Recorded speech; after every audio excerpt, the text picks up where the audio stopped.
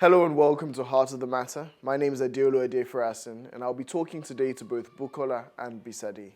Bukola is the co-founder of Sickle Cell Aid Foundation, a foundation which aims to raise awareness about sickle cell in Nigeria. Today we'll be talking to her about the stem cell transplant, a cure for sickle cell, its availability in Nigeria and things that we can do about it. Also, we'll be talking to Bisade. Now, Bisade is gone through the stem cell transplant and is now living without sickle cell. To hear more about it, stay tuned. These things sometimes are psychology. I think the past as one of the many reasons was a God experience. Wanted to find God, simply feeling like you're inspired. So tell us about the solution. As one People with 18 to 35 years of age, not out of work. Hey, I don't have the skills for this particular problem to solve this particular problem. None of us talked about the bread side. Hello, welcome to Heart of the Matter. I've got with me Bukola and Bisade. I'm so happy to have you back, Bukola. You are one of the founders of the Sickle Cell Aid Foundation, which helps raise awareness about sickle cell and go out of its way to really, first off, raise awareness of how people can live with it if they already have it, and awarenesses that you should have about your genotype so that you do not, marry someone that will not give your child sickle cell. So it's great to have you back. I know that recently you had a seminar, the sickle cell. Can you give me the name, please? Stem cell transplant in sickle cell, the only cure. Right. So we're talking about stem cell transplants because I know that this is something that's new to me in terms of hearing about it. But I know that for me, being SC, I've looked at things like, doing a bone marrow transplants, but this is something different and something that you can do over a longer age range, right? Yes. So tell me a little bit about it. So the stem cell transplant is just basically science improving on the bone marrow transplant, and they've just improved a lot of the processes. So for example, with the bone marrow transplant, it involved for the donor donating bone marrow from the base of your spine, which is now transplanted into the person receiving it. But with the stem cell transplant, they've developed technology where it's almost like you're donating blood, and the machine separates the stem cells from the rest of the blood, and the stem cells are then transplanted into the person with sickle cell. Okay. And what that does is that effectively, so they kill off all the cells of the person that has sickle cell. Yeah. And when the new stem cell is transplanted, the person starts producing the genotype of the person. Exactly. Okay. So it's effectively a cure, because what happens is that the person will stop having crisis, and all the effects that come with sickle cell are basically gone. All right. So now I want to talk to Bisade, because you have gone through this process. Tell me about it. I mean, from the early stages when you first decided to do it, and what that process is like. Okay. It started for me when I had a really massive crisis. I was in the hospital for about a month, and my family, we've been considering the bone marrow transplant when I was younger, but at an older age, because of the mortality rate, I just forgot about it and decided, maybe I'll just live with this thing. Yeah. But after that crisis, I realized how at risk I was for probably losing my life to the disease, and I just thought maybe we should go back and start looking at it. And it was really my mom that was the main driver of doing the research, and she stumbled on information about the stem cell transplant, which, as Buki said, is less intense, less invasive, and can be done for people of an older age group. So, I piggybacked on her energy later on and eventually started getting into it. And so we went to the website, clinicaltrials.gov, and there we found different transplant centers in America that were doing stem cell research.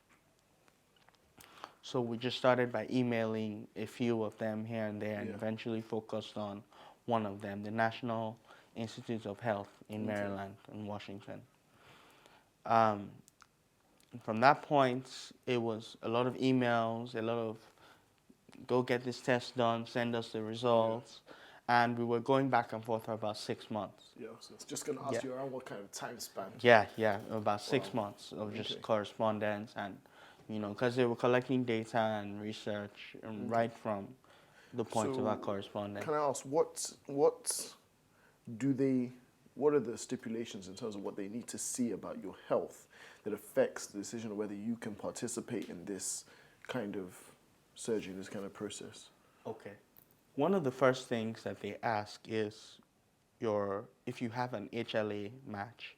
So you're looking for a donor that can either match you 100 or 50%, depending on the study, right? They have other criteria. So for example, for the study I was in, they were testing men between the ages of 25 to 45. So I fit that criteria.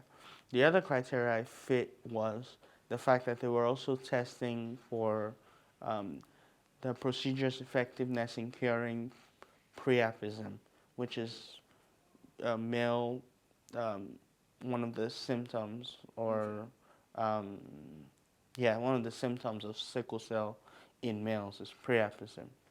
Okay. So I was dealing with that as well. So that made me fit the criteria for the study. Yes, but the main thing is having a match, a sibling match.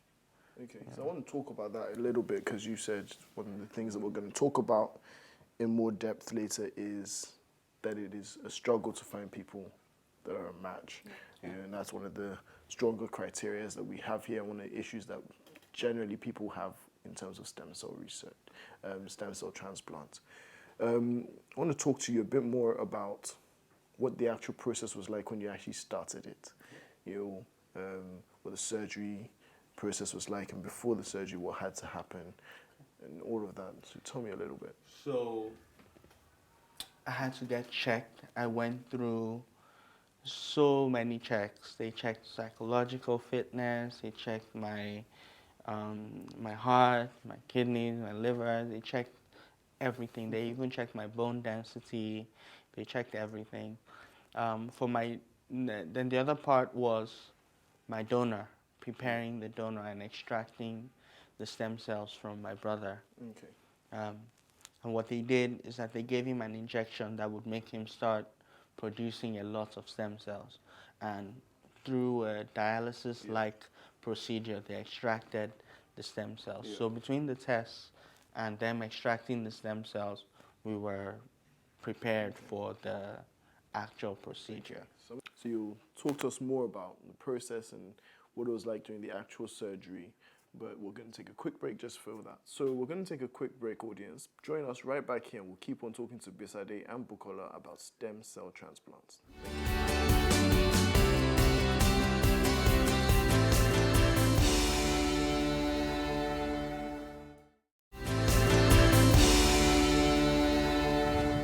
Hello and welcome back to Heart of the Matter. We're here, we're talking with Bukola and Bisade about stem cell transplants. So Bisade, you were telling me, and you were just going to tell me more about the process for you when the surgery actually, before the surgery, but the actual process of the stem cell transplant.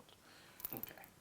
So one of the first things we did before I got fully admitted to the hospital, was setting up a central line. And it was just a line right through my arm into my heart that they could, administer drugs, take blood without having to poke me several times. After that was chemo, and I have to say, that was a horrible experience, the worst experience I've ever had.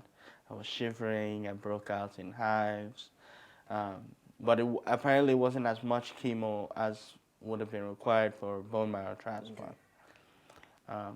Then after that was radiation, and radiation was to wipe out my bone marrow, but they didn't wipe out everything, just enough so that the stem cells could take over. How long I is lost that my process? hair. Huh? How long is that process? I would say the radiation took a few minutes. The chemo took 3 days, since they kept coming back with different doses for course of 3 days. Wow.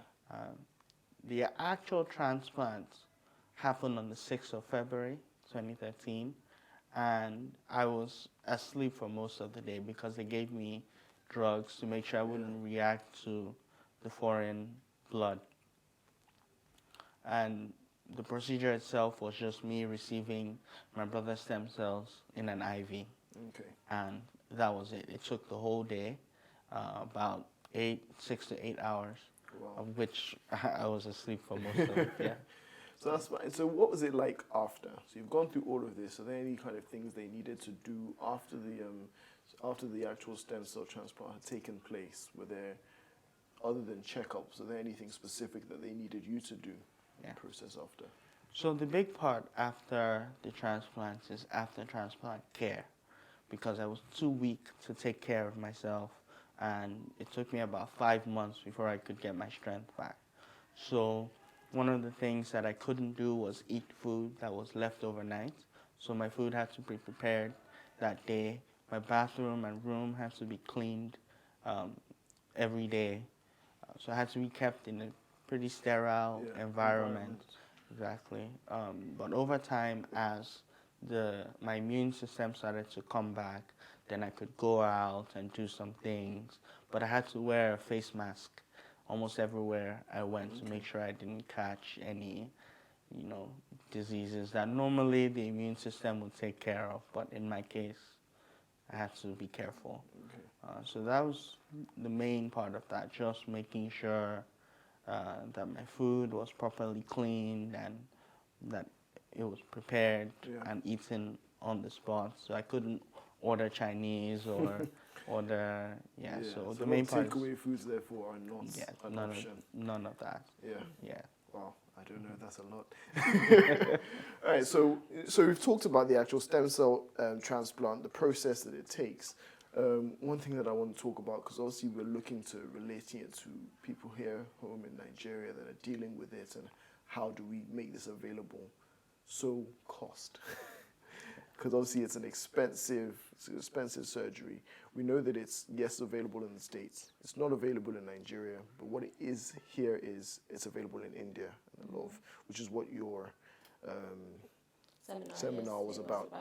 Yeah. So talk to me about the costs and ways that it can be made available for Nigerians. So we partner with a hospital in India called Narayana Health, and they came over to do a seminar to sensitize people on stem cell transplants. The truth is that it's a very, like he said, complicated, multi-organ procedure. It requires a lot of, like a big facility that has a lot of specialists. But it's not that it's never been done before. Actually, in Benin, Professor Bisade successfully transplanted 10 people in Nigeria. But the problem is it requires a facility that we just haven't been able to, but I know that there's talks with Lagos State and a few other, players trying to make it available in Nigeria for Nigerians because, like we had said in your previous show, Nigeria has the highest incidence of sickle cell in the world. So, and if there's a cure, it doesn't make sense that it shouldn't be available to us. Yes. Yeah, so it doesn't make sense that it shouldn't be available to us. But it is an expensive procedure. In India, it's about between $35,000 to $40,000. So that's about 12 million naira. So it's not for everybody. So which is why, like, as our organization SCAF, what we're trying to do is make people aware of everything. So be aware that there's a cure, but for a lot of people that can't afford the cure, we try to work to help people maintain better lifestyles, help hospitals build capacity to treat sickle cell patients better. Because the truth is, even for those that can afford it, you might not have a match, like we had spoken about. So there's even if you can afford it and you have a match, you might have organ issues that might mean that you're not eligible for the transplant. So it's still in the early stages, but we're hopeful.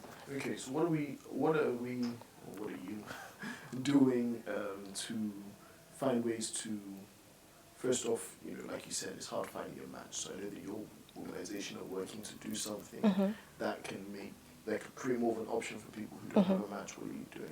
Yeah, so we're working right now with the Bone Marrow Registry of Nigeria, and what they're trying to do is register as many people as possible to be bone marrow donors. And it's very simple. You fill out a form, and we do a little swab of your mouth. And what that does is it gets your DNA, and your DNA is sensitized, and there's a process that they do it, and then they put it on a computer, which is basically a registry that's available all over the world.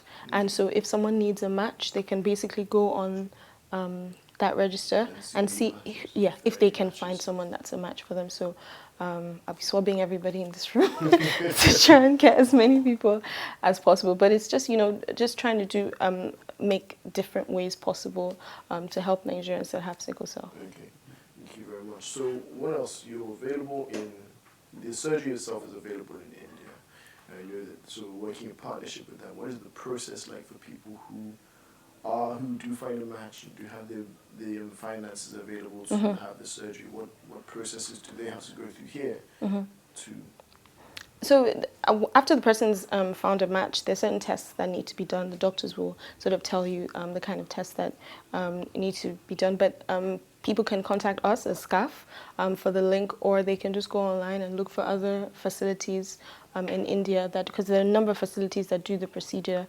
And not just in India, they do it in Cyprus, they do it in a lot of other countries. So, there's a lot of options for people that fit that criteria. Okay.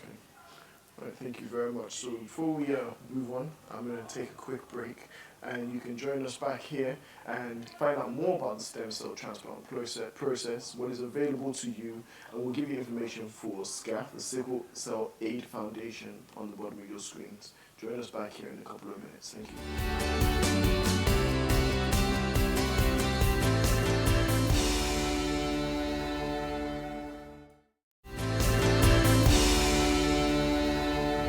Hello and welcome back to Heart of the Matter, where I've been talking to Bukola and Bisade about the stem cell transplant treatment.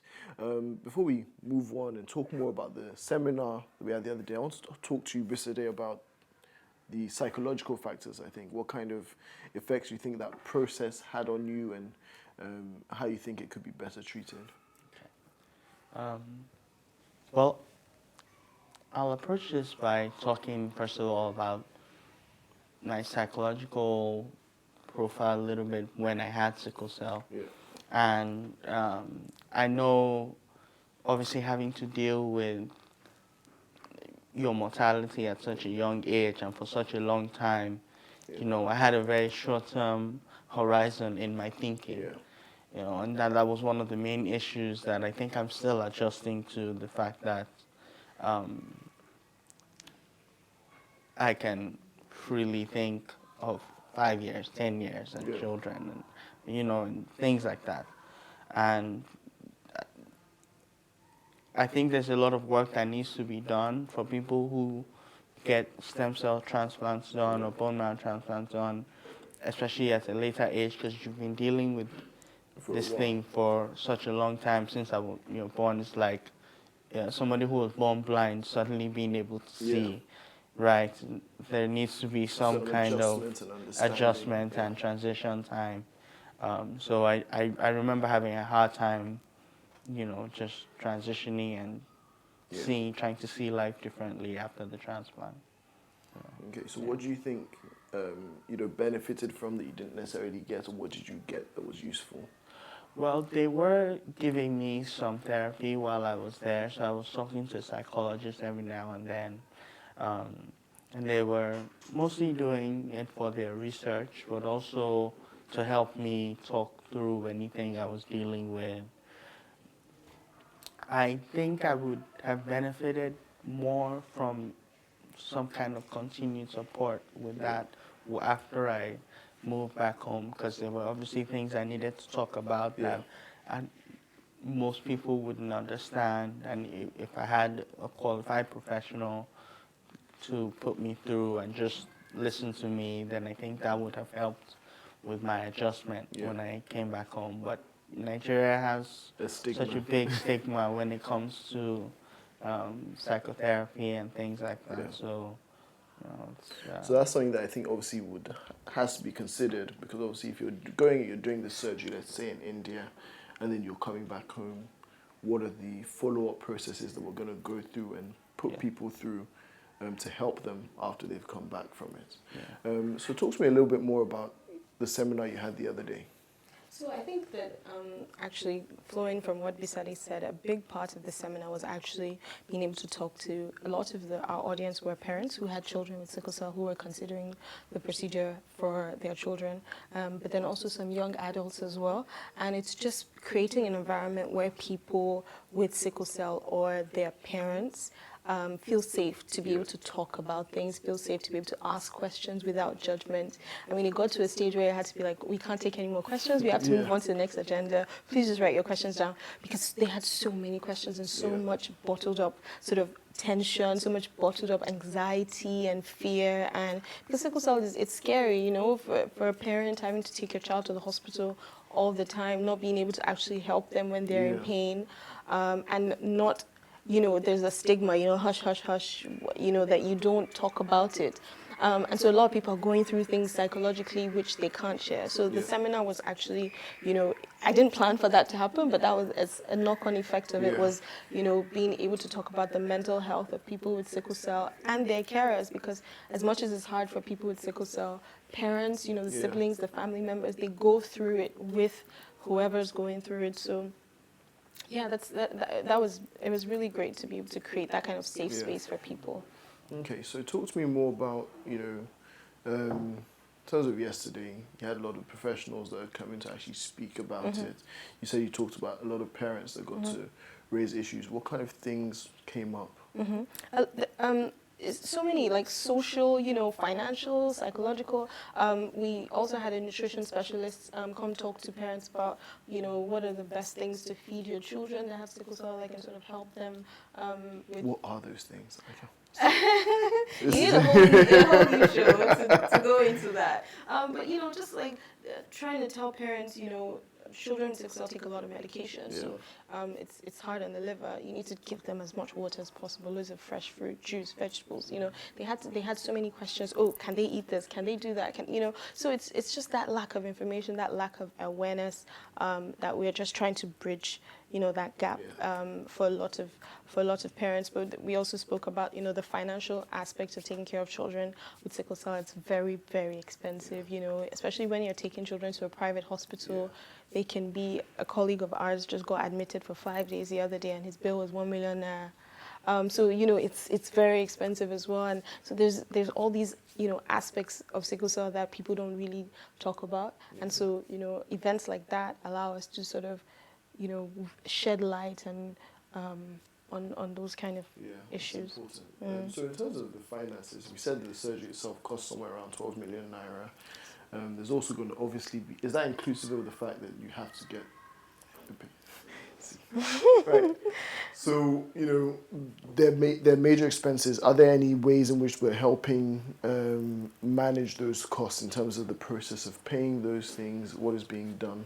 Yeah, so we have a partnership with the hospital, Nigerian Health, and they offer us a discount for patients that we refer to them, just because they also understand, and the Indian doctors also said it, that for their population, a lot of Indians themselves can't afford it, even though it's, you know, down the road. So we're looking at, the cost of flying down there, but there's, even for them, a lot of them don't have $35,000 to pay, and insurance doesn't cover things like that.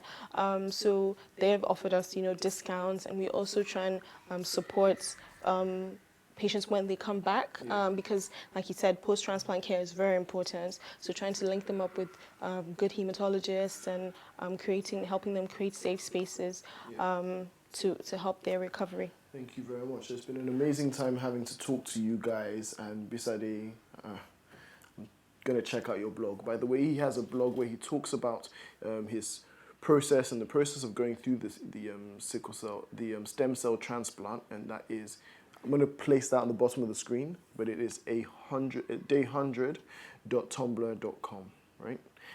So thank you very much for joining us here on Heart of the Matter. It's been an amazing time. Stay blessed. God bless you.